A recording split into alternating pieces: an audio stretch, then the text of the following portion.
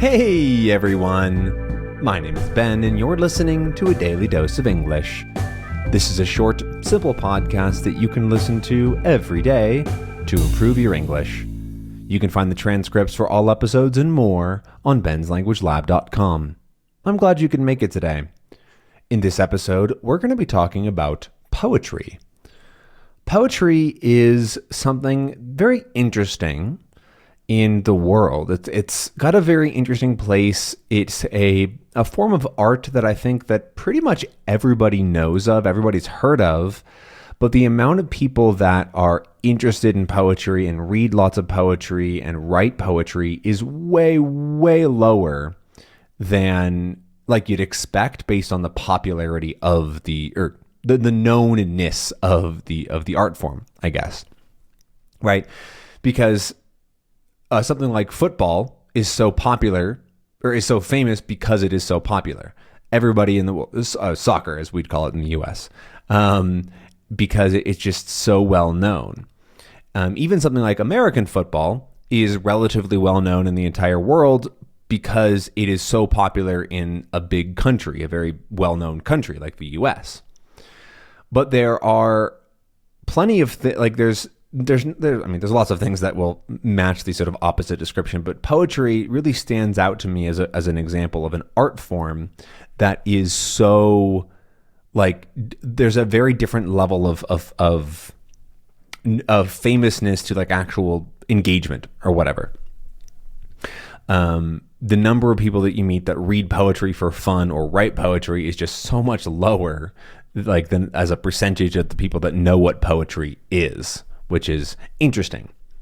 However, I think that there is a relatively high amount of poetry that we come across in our day-to-day, which we might not think about as poetry, and that's kind of what I want to talk about. Because I am less personally interested in a poem that somebody wrote, but I do think there's a lot of other poetry out there that makes it a really interesting art form that I would like to know more about. For a couple of reasons.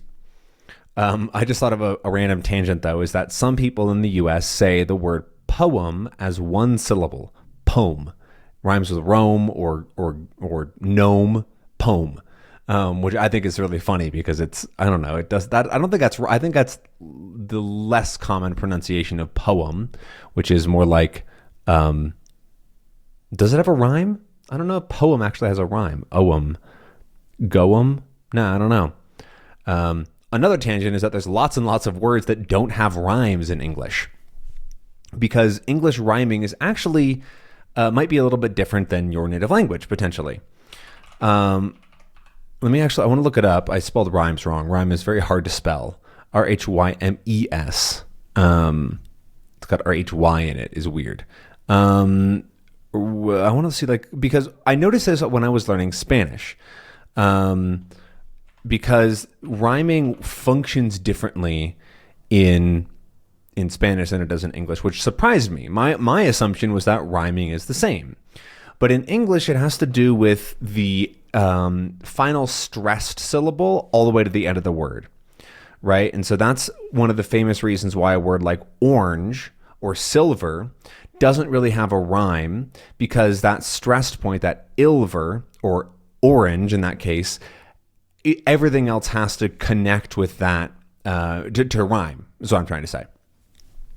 So what's another word?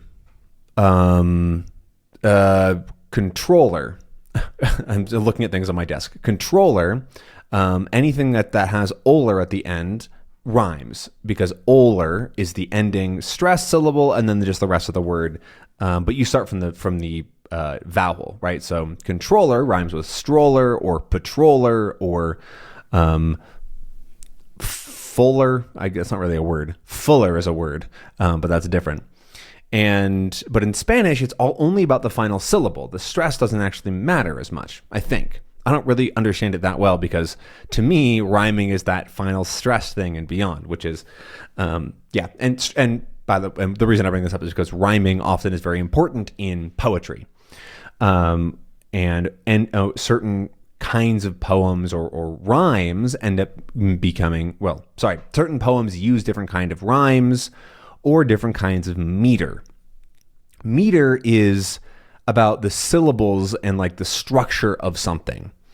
And so one of the most famous metered poems is a haiku, which has 5, 7, 5 syllables in it. And that is what the poem is. So you go 1, 2, 3, 4, 5, 1, 2, 3, 4, 5, 6, 7, 1, 2, 3, 4, 5. And it has that nice rhythm to it, and that's the meter of the poem.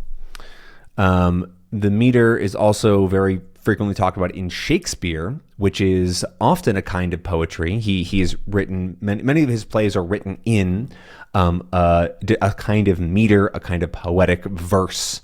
That is why his poems not only sound old, but also very different than a lot of than like spoken language, if that makes any sense. There's a rhythm to it that even can carry between characters. A lot of plays at that time were written in different meters, which make them really cool, and they make them sound more like a song almost. There's this rhythm to it going through the poem, and it creates this flow of meaning, I guess. It's a flow of like ideas rather than like strictly just meaning and language as we use it. What was I going to say? Oh, and another kind of art that uses a lot of similar things of meter and rhyming is a lot of rap and hip hop music. Has a lot of the same sort of roots as just straight up poetry or spoken word stuff. A lot of people will say like, oh, it's not singing. They're not singing a song because there's not really tone to the voice, which is kind of true, but like it depends on how you define the word singing. But there absolutely is music there, and there's art, and there is like creativity in that form of a different kind of expression, which is very interesting. I'm running out of time. I have a lot more to say about poetry than I thought, but I want to go and touch on a couple of sources of poetry that I distinctly remember as growing up in the US that you might find interesting if you want to like get a little bit of a background into our sort of like culture, I guess, because the two sources that I'm thinking of right now are specifically Dr. Seuss and then not Roald Dahl. That's somebody else. That's a different writer. The book is called The Giving Tree. Shel Silverstein, that's his name. Yeah, The Giving Tree, and what else did he write? Shel Silverstein, Where the Sidewalk Ends. That's what it is. So Shel Silverstein is an American author, writer, poet, whatnot, and he has a couple of books that are very, very famous in the U.S. The Giving Tree is one of them, and Where the Sidewalk Ends is another. The Giving Tree is mildly poetic, I think. I don't remember perfectly, but the Where the Sidewalk Ends absolutely is a book of poems. And a lot of people know it, and there's a lot of great poems in it. Actually, I've actually used it before with some English learners. We go over it. We talk about words. We talk about phrasing.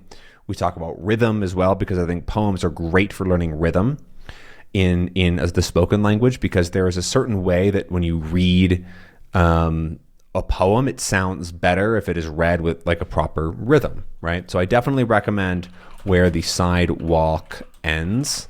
It is very interesting. It's great pictures, great artwork, and definitely recommend it. And apparently, I just looked it up, some of which, it also includes some songs and won a Grammy Award for its audio edition, which is cool. So yeah, definitely look it up. I didn't even know there was an audio edition, so you could absolutely look into that. And then the other one is Dr. Seuss. Dr. Seuss is definitely more well-known, but in the U.S. But Dr. Seuss, how do you spell that? S-E-U-S-S? Yeah, Dr. Seuss. S-E-U-S-S. I think now he's no more known around the world because of, or I don't even know like who Dr. Seuss is, but like there's like some movies and stuff. Like The Grinch is from Dr. Seuss. But oh yeah, okay, this was a person, but he wrote basically kids books that were that had very few words and a lot of rhymes and a lot of like sort of goofy ideas and interesting pictures. And one of the most famous ones is definitely is it Redfish, Bluefish? No, Green Eggs and Ham. And Green Eggs and Ham, The Lorax, Redfish, Bluefish, Cat in the Hat. There's all of these things, and they often have rhymes in them. They often have like that flow to them. Right, so I have several of them I just know, right? One fish, two fish, redfish, bluefish is a very famous line. But then there's also the Sam I am. Oh how I hate that Sam I am. Definitely are like some lines that you'll remember, because the books don't use very many words. It's mostly about the pictures and the flow of the words, and yeah.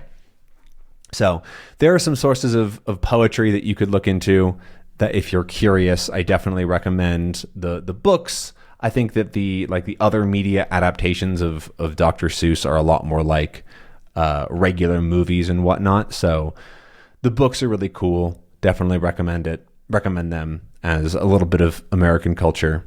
And yeah, I think that's everything I want to say. There's more to talk about, but we're over time, so I'm going to say goodbye, and I will see you again tomorrow in another episode. If you enjoyed this, let me know down in the comments below what kind of poetry you're interested in or what you've heard before. But yeah, that's everything for me. I'll see you tomorrow. Bye!